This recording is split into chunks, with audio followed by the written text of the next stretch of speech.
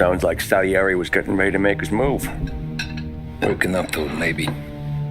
But then, Prohibition ended, and the bootlegging business got knocked on its ass. Oh, that fighting over booze meant next to nothing.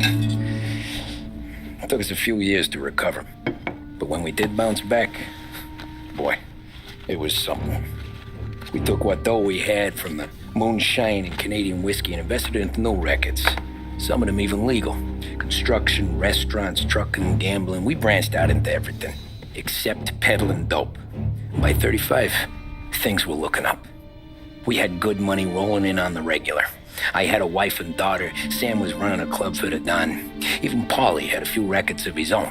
He wasn't exactly happy, but what do you call it then? Content. Yeah, that was it.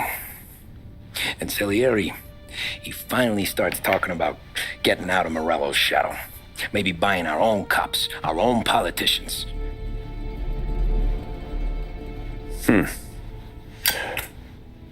That's interesting.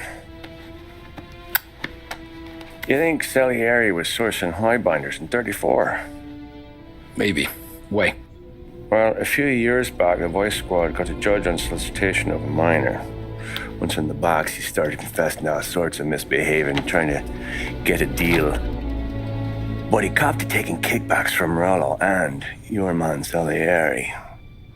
Playing him off one another, trying to goose the take. But once Morello found out, he threatened to bury the judge's kids on the beach. Still breathing, of course. Christ. That was the missing piece. How's that? Morello was always winding us up, but he never did anything that might start an all-out war.